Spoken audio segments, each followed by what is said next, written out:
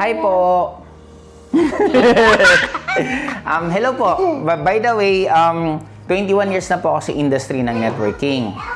And isa lang po naging realization ko sa life, na sabi ko, nung pandemic 2020 of December, umuwi ako sa Bicol. And syempre ako po, knowing na gusto ko laging may ginagawa, din nag-isip ako ng panibagong parang pagkakaabalahan ko. Doon ko naisip yung sinabi ng asawa ni Elon Musk, kasi may nabasa akong article na if you want to become a billionaire, you need to solve a billion problem. Then, doon ko nagtanong sarili ko, ano ba yung problema ng worth na billion?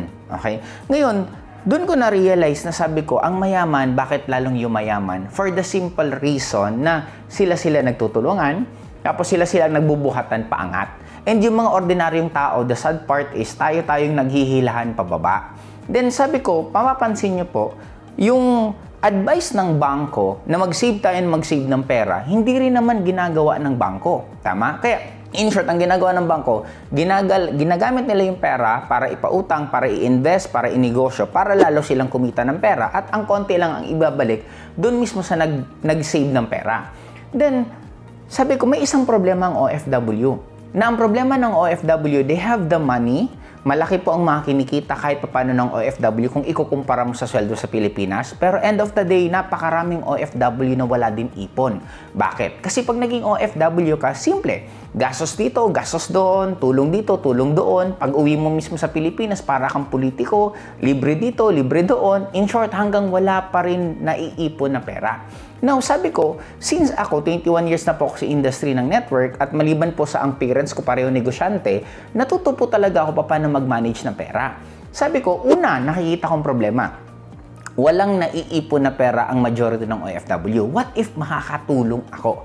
Doon ko na-realize na sabi ko, pwede. Yung OFW, yung kinikita nila, wag nyo mo po munang gagastusin kung saan-saan. Ipasok nyo po muna dito sa Technocrat community. Pag mag-member ka sa amin, tuturuan ka namin kung paano lalong palaguin ang pera mo. Pag lumago na pera mo, dun ka na po pwedeng tumulong, dun ka na pwedeng gumastos. And actually, narinig ko po to sa isang mayaman na tao na sabi niya, ang pambili daw niya ng luho galing sa tinatawag ng residual income. Pag sinabing residual income, yung kita mo sa sweldo mo, ang tawag dyan is active income. Ibig sabihin, wala ka pa dito na hindi mo pa ito dapat gastusin. Dapat to i-invest mo pa kasi ikaw pa nag-e-effort. Ang maganda daw pong kapag kagastosan ng pera, yung tinatawag na residual, yung wala ka ng effort. Then yun ang ibibuild po namin sa inyo. Tutulungan namin kayo paano magkaroon ng residual in short. Yung sweldo nyo, ipapasok nyo dito sa community natin. Tutulungan po namin kayo paano kumita. Then pag kumikita ka na, bahala ka na kung ano ang gagawin mo. Yun ang first. Second na nakita kong problema, bilang isang OFW, syempre kung magne-network po kayo ng ginagawa po namin dito, medyo malabo-labo nyo po yun magagawa. Bakit? May trabaho kayo. Hindi rin po biro ang trabaho pag sa ibang bansa. Pag sinabing trabaho, talagang trabaho. Kadalasan, pag uwi mo sa bahay mo, pagod ka na, magpapahinga ka para kinabukasan, magtatrabaho ka ulit. In short, sabi ko, lahat ng OFW na maniniwala sa atin, huwag nyo na pong gawin sa kanila na mag-network kung hindi po nila kaya. Ang gagawin nyo na lang po yung kaya nyo. Ano yun? Mag-refer. Mag-refer ka lang kung kailan ka available. Pag hindi po ikaw available, kami na po ang bahala. In short, isa-summarize ko. Sabi ko po sa community namin, ang trabaho po namin, lahat ng hindi nyo po kaya, kami na po ang gagawa. Kami po ang magpo-provide. Kami po ang nasa Pilipinas, kami po ang may knowledge, kami po ang may time, kami po ang tutulong sa inyo para ma-solve po. Matulungan po namin kayo na magawa itong business na to, na kumita kayo. Kahit na nandito lang po kami sa Pilipinas at kayo nasa iba't ibang bansa. Kasi yun din naging problema dati ng networking. Marami po nag-join sa networking pero hindi po sila kumita. Kasi syempre, pag nag-join ka, ikaw pa rin magtatrabaho. Ngayon po ang solusyon po namin, kami na po ang isa sa magiging katulong nyo.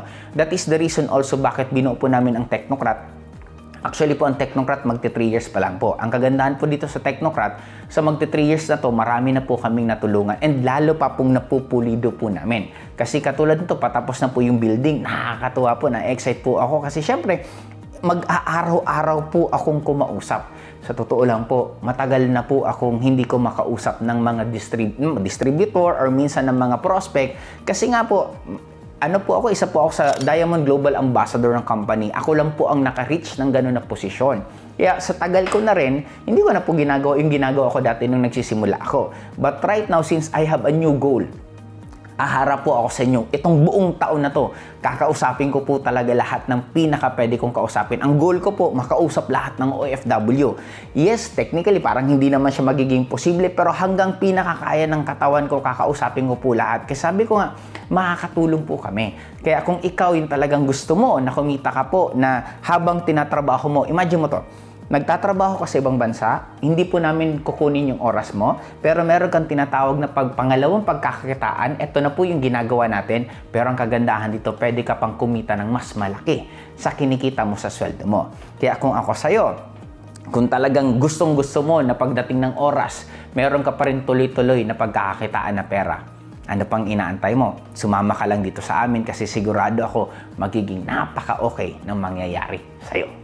And pinakamaganda po dito, honestly, alam nyo kung ano? Parang kami po ang magiging empleyado po ninyo. Bakit? Kasi ang trabaho po namin dito, yung mga hubber na pwede nyo pong i-refer dito, or kung magbo-boosting po kayo na pwede ka magbigay ng budget, tapos si Facebook na po ang maghahanap ng mga tao, ang susunod na trabaho po namin, pag nandito na po yan, kami na po ang magde-develop dyan. Kaya nga po nakakatuwa at ako na-excite ako ng sobra. Kasi honestly po, marami po akong mga tinutukan na kumikita ng malaki.